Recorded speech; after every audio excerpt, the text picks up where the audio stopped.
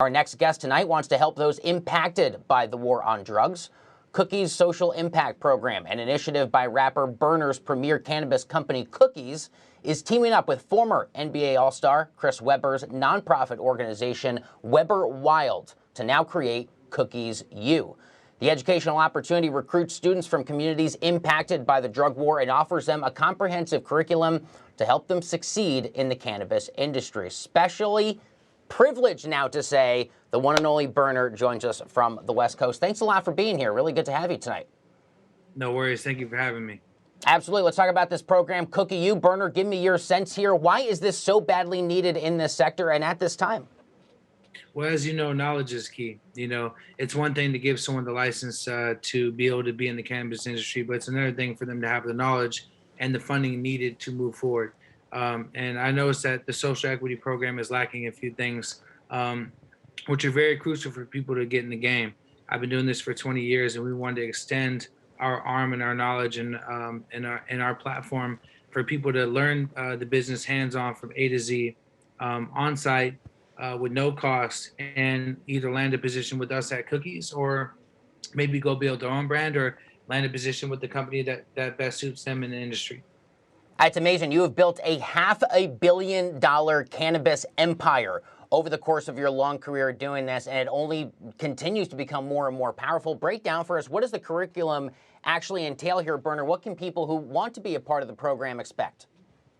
Absolutely. So they would come up to our facility in Humboldt County, everything from A to Z, from our nursery to our sun-grown to our greenhouse, manufacturing, packaging, our storefront, our consumption lounge, even our breeding facility, which I think is the coolest thing, R&D breeding facility.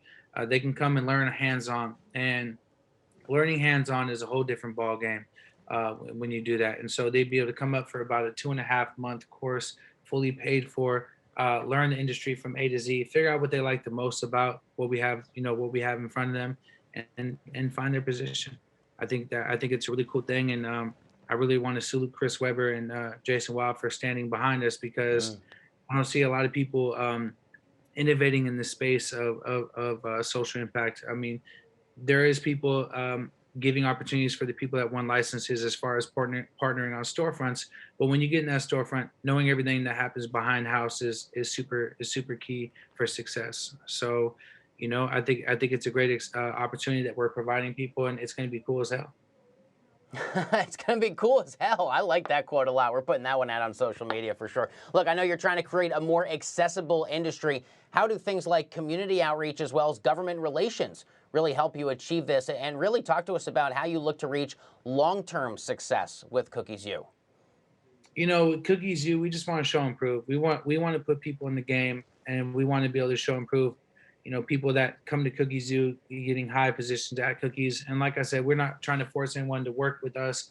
It'd be beautiful. We can find new talent through Cookies U, but just empower them to find what they want to do. Whether it be, I would love to see people come to Cookies U, learn the game, and build their own brand, especially, being that, we're hosting minorities. There's a lot of lack of like minority owned brands in the space that are going nationwide, that are killing it. So I would love to, that would be my goal, is not to see someone come into Cookies U and work for us, but to see someone come into Cookies U and learn the game from us and then build their own empire. That would be the coolest thing for me to see.